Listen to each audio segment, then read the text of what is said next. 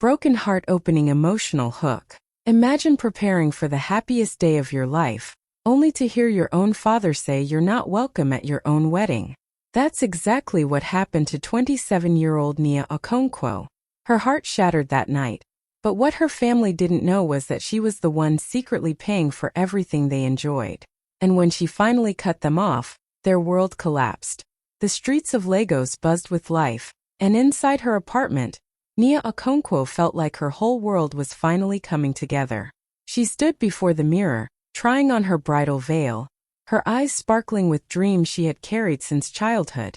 In just a few days she would walk down the aisle to marry Oladipo, a man who had seen her heart, her struggles and her strength. Friends and colleagues cheered her on, helping with final touches, and the house was filled with laughter. To everyone, it looked like the perfect picture of a bride preparing for her big day. But under the surface, tension brewed like a storm waiting to break. As relatives gathered in the family house to celebrate, all eyes turned to Chief Obinna, Nia's father. He sat in his chair, his face heavy and unreadable, refusing to join the joy around him. While others clapped and teased Nia about her new life, he remained stern, arms folded across his chest, as though her happiness was an insult to his pride. His silence was louder than the laughter in the room. Nia tried to ignore it, forcing a smile as she adjusted decorations and spoke with her cousins. She wanted so badly for her father's approval, for him to at least nod and say he was proud. After all, wasn't this what every daughter longed for on the eve of her wedding? But instead, she caught his piercing eyes following her every move. And it was clear. Something was wrong. Tay walked in, greeting the family warmly, and while everyone responded with cheer, Obinna's cold stare lingered. He barely acknowledged the man his daughter had chosen, the man who respected her deeply. Nia's heart sank, but she swallowed her feelings, telling herself that maybe her father would soften before the big day. Still, the atmosphere weighed heavy. Every laugh felt forced, every smile felt fragile, as though everyone could sense the hidden crack in what should have been a flawless moment. And deep down Nia knew, the wedding of her dreams would not come without a shadow. Little did she realize this was just the beginning of a storm that would change everything. The house was alive with chatter as relatives filled the living room, sipping drinks and laughing about the coming wedding. Nia sat in the corner, her dress sketchbook open on her lap, making last-minute adjustments to the design she had worked so hard to perfect. Every detail mattered to her. The flowers, the fabrics, the colors. She wanted it all to reflect love and joy. But she didn't see the storm building in her father's eyes. Chief Obinna cleared his throat, his deep voice silencing the room. At first, Nia thought he was about to give one of his long speeches, maybe even a blessing. Instead, his words cut through the air like a knife. "You are not welcome at this wedding," he declared, his tone sharp and final. "You've brought shame to us." Gasps filled the room. Laughter died instantly. Relatives shifted uncomfortably, some whispering, others staring at Nia with wide eyes. The air grew heavy as though no one dared breathe. Nia's heart pounded in her chest, and her hands trembled so violently that she nearly dropped her sketchbook. She pressed it tightly against her chest as if it could shield her from the cruelty of her father's words. Her mother tried to speak, her lips parting in protest, but Chief Obinna's glare silenced her. His authority was absolute, and no one dared to challenge him. The younger cousin stared at Nia with confusion, not understanding how a father could speak such words to his own daughter days before her wedding. Nia looked down, blinking back tears. She wanted to ask why.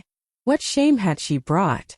Was it because she had chosen her own path, because she refused to live only by his rules? But the lump in her throat kept her silent. She felt exposed, abandoned in front of the very people who should have celebrated her happiness. The silence stretched painfully long, broken only by the sound of a chair creaking as someone shifted. But no one defended her. No one stood beside her.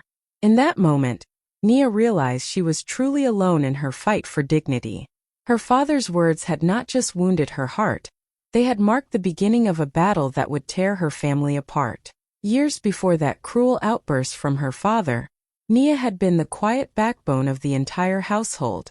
While everyone saw her as just a daughter, She had carried the weight of the family's survival on her shoulders. When Chief Obinna's investments crumbled one after another, leaving debts and embarrassment in their wake, it was Nia who quietly stepped in. She dipped into her earnings from her growing event planning business, paying off the bills he could not face. She never asked for recognition, never demanded gratitude. She simply handed over the money, saying softly, "It's handled."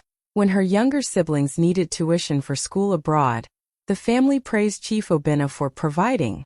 But in reality, it was Nia's sleepless nights, her endless hustle, her sacrifices that kept them in those classrooms. She cut back on her own comforts, worked extra shifts, and negotiated with clients who pushed her to her limits. While her brothers bragged about being the future of the family, she was already carrying that future in silence. And when her mother's health declined, hospital bills stacked like mountains. Once again, it was Nia's bank account that saved the day. She signed the checks, stood at the pharmacy counters, and sat by her mother's bedside when no one else had the time. Yet when visitors came, her father claimed proudly, "I take care of my family."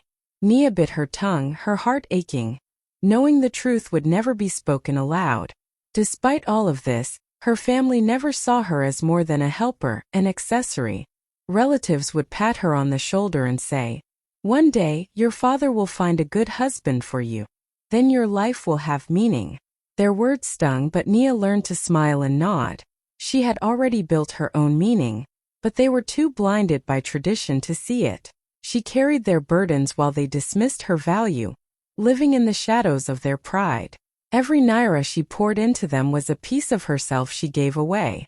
And still they called her just a daughter. She never argued. She simply worked harder, her silence hiding the truth, that she was the very reason the family's world had not already collapsed. Nia stood in front of her father with tears burning in her eyes. Her voice shook as she pleaded, "Papa, please. This is my wedding, my happiness. How can you say I am not welcome?"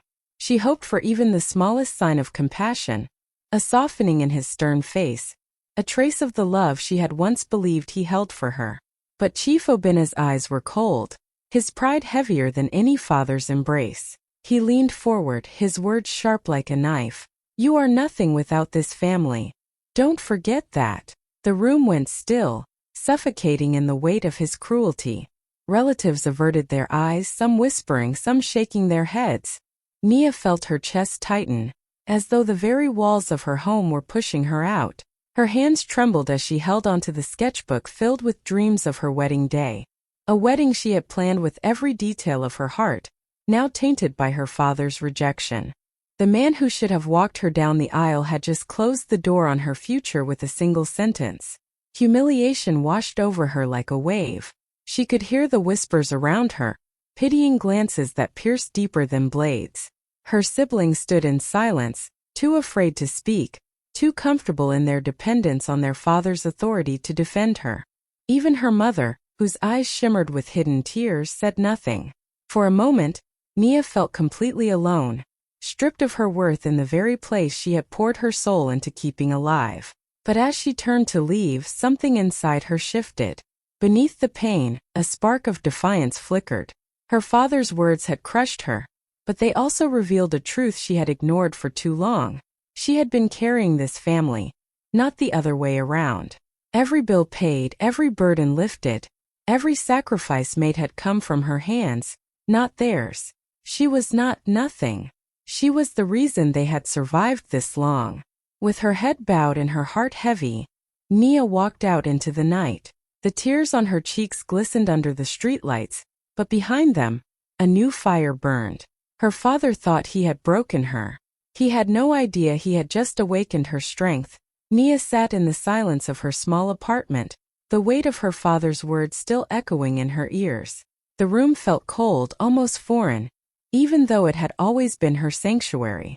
She wiped her face with the back of her hand, staring at the flickering screen of her laptop. For years, that laptop had been the lifeline connecting her to her family's endless needs. The bills, the debts, the emergencies that never seemed to end. Her own dreams had been paused, one click at a time to keep them afloat. Her hand hovered over the trackpad, trembling slightly. She opened the banking app, and the list stared back at her like a timeline of sacrifice. Her father's electricity bill, her mother's grocery allowance, her younger brother's tuition fees, the mortgage payment on a house she no longer lived in. All of it came from her account, draining not just her money but her spirit. She scrolled through the transactions, each one a reminder of how much she had given while receiving nothing but contempt in return. Taking a deep breath, she clicked on the first scheduled transfer and pressed cancel. A wave of guilt hit her instantly, heavy and sharp, but this time she didn't back down. She canceled another, then another, until the list grew emptier with every tap of her finger. Her chest tightened, but there was also a strange lightness creeping in. A feeling she had almost forgotten. Freedom. The silence in the room deepened, but it no longer felt suffocating. Instead, it wrapped around her like a protective shield. For the first time in years, she wasn't living for them. She was choosing herself. Her reflection in the laptop screen looked different. Tired, yes, but also stronger, fiercer, as though a new version of her was waiting to be born. She closed the laptop slowly, her heart pounding but steady. No one else knew yet. No one had seen the shift she had just made. To the outside world, it was just another quiet night. But Nia knew the truth. She had just drawn a line that could never be erased. Tonight she stopped being their safety net. Tonight she became her own. The cracks in the family's perfect image began to show faster than anyone expected. At first it was small things. The electricity flickering off during dinner. The internet cut without warning. The family dismissed it as technical errors, certain that Nia would step in as she always had. But this time the bills stayed unpaid. The lights went out for good, and the house that once shone with prestige was suddenly swallowed by darkness. Soon the consequences grew heavier. The sleek cars parked proudly in the driveway were towed away one by one, leaving only dust where luxury once stood. The servants, unpaid and frustrated, packed their bags and walked out, no longer willing to work in a house that could not keep its promises. The once bustling mansion fell eerily quiet, its halls echoing with complaints instead of laughter. Her siblings, who had grown accustomed to comfort, were the first to feel the sting. Used to having everything handed to them, they now struggled to adapt. Their voices filled the house with constant complaints. Why isn't Nia helping? Where is she when we need her? They spoke her name like an accusation, conveniently forgetting the years she had carried them on her back. Chief Obinna, however, refused to see the truth. His pride would not allow it. Instead of admitting that he had failed, he turned his anger outward, pointing fingers at everyone but himself. His voice thundered through the house, blaming his wife, his children, even the economy, anyone but the man in the mirror. Rage became his companion, and the walls of his empire crumbled faster under the weight of his denial. The once respected family now stood exposed, their downfall whispered about in markets and salons across Lagos. The neighbors who had once envied them now shook their heads in pity. Without Nia's invisible support, the glittering illusion vanished, and all that was left was the raw, unpolished truth. They had built their lives on a foundation they never owned. And while they collapsed in their chaos, Nia remained silent, watching from afar. For the first time, their downfall was not her burden to carry. It was theirs, and only theirs. The family gathered again, trying to keep up appearances despite their collapsing world. The air in the room was tense, heavy with unspoken worries. Chief Obinna sat at the head of the table, his voice sharp, his pride still intact though everything else had fallen apart. Looking directly at Nia, he demanded, almost as if it was his right, "You need to start sending money again. This family cannot survive without you." His tone was not of request but command. For a moment the room froze. Relatives who had been whispering about the family's sudden decline turned their heads, eyes wide, waiting for Nia's reaction. She didn't flinch, didn't shrink the way she used to. Instead, she slowly rose from her chair, her back straight, her voice steady. "You told me I wasn't welcome. So why should my money be?" Gasps filled the room like a wave. Aunts covered their mouths. Cousins exchanged shocked glances. The truth struck them harder than Obinna's words ever could. It dawned on them. The house, the cars, the education, even the medicine that kept her mother alive. All of it had been possible because of Nia. She had been the silent provider, the hidden backbone of the family, and yet the one most dismissed and disrespected. Chief Obinna's face darkened, his pride shattering under the weight of her words. His mouth opened but no words came out. He had spent years calling her nothing, yet here she stood unshaken, revealing that without her, their entire world had already begun to fall apart. Around the table whispers grew louder. Some relatives murmured with regret. It was always her, she carried them. Others stared at Chief Obinna with disgust, realizing the hypocrisy that had been laid bare. For Nia it was not just a confrontation, it was liberation. She had finally spoken aloud what she had carried in silence for years. Her voice, once trembling under her father's disapproval, now rang with clarity and strength. And as the family sat in stunned silence, she knew the balance of power had shifted forever. This was no longer a daughter begging for acceptance. This was a woman reclaiming her dignity. Chief Obinna's voice shook as he tried to defend himself, his pride refusing to let him back down. He raised his chin, pointing a trembling finger at Nia. "Don't twist this. I am the head of this family. Everything you have, it came from me." His words echoed through the room, but this time, no one believed them. The relatives who once nodded along now looked away, embarrassed by his denial. Then came the sound that silenced even him, her mother's quiet sobs. Mama Adiz clutched her wrapper tightly, her eyes brimming with tears. With a voice heavy with pain, she whispered, "Obinna, stop lying. We all know the truth. Without Nia, I wouldn't even be alive. Who paid for the surgeries when you couldn't? Who kept food on this table when you had nothing? It was her." Her confession broke the dam that everyone had been holding back. One by one, the siblings spoke. Chidi, the eldest brother, lowered his head and admitted, "She paid my university fees. I never once thanked her." Their younger sister added in shame, "She covered my rent. I pretended it came from you, but it was her sacrifice." Each revelation cut deeper into Obinna's pride, tearing away the illusion of control he had clung to. The room shifted. For years, Chief Obinna had commanded respect through fear and authority, but now every eye looked at him differently. No longer with admiration, but with disappointment. The once proud chief who strutted through gatherings boasting of his power, now sat smaller than ever, exposed by the truth. His shoulders slumped, his voice cracked, and his hands trembled on the table as if searching for support that was no longer there. Nia stood silently, watching as the truth unfolded. She didn't need to shout or argue. Her family's confession spoke louder than anything she could say. For the first time, Obinna was stripped of the title he prized most. Not as a chief, but as a father. The man who had declared his daughter unworthy now faced the unbearable truth. Without her, his pride, his authority, and his legacy meant nothing. And in that moment, Chief Obinna wasn't a ruler of the household anymore.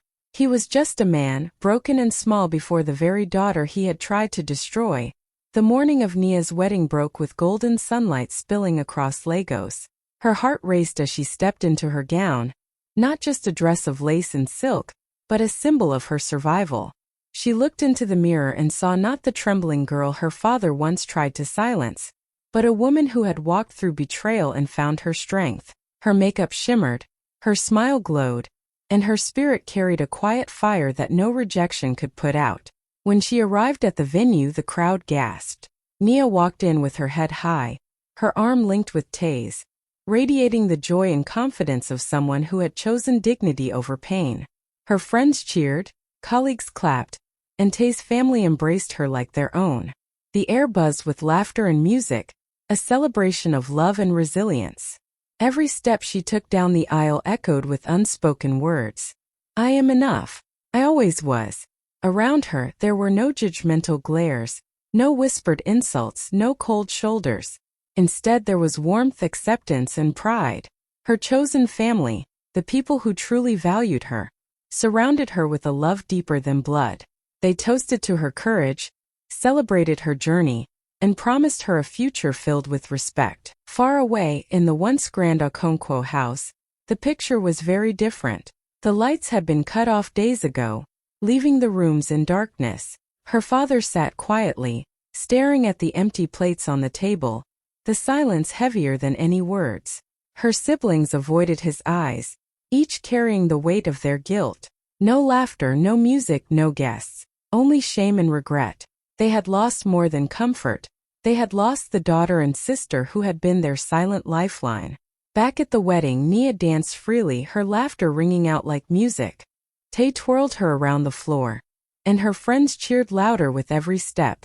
She didn't need her father's approval, nor her siblings' recognition. She had something greater: dignity, love, and the strength of knowing she had reclaimed her worth. And in that moment, under the soft glow of lights and the cheers of her chosen family, Nia proved to the world that even the deepest wounds can turn into crowns of glory. Months after the wedding, Nia stood before a small crowd in a newly opened building painted in soft shades of gold and white. On the front gate, a sign read, "The Okonkwo Foundation for Women of Dignity." Her voice carried warmth and strength as she welcomed the first group of young women who had been cast aside by their families, just as she once had been. Some came with tears in their eyes, others with nervous smiles, but all of them carried the same hunger: the need to be seen, respected, and given a chance. Inside the halls, classrooms buzzed with energy. One room held girls learning sewing and fashion design. Another was filled with computers where young women typed out dreams they never thought they'd have. At the back, there was a counseling center where trained mentors listened to broken stories and offered hope.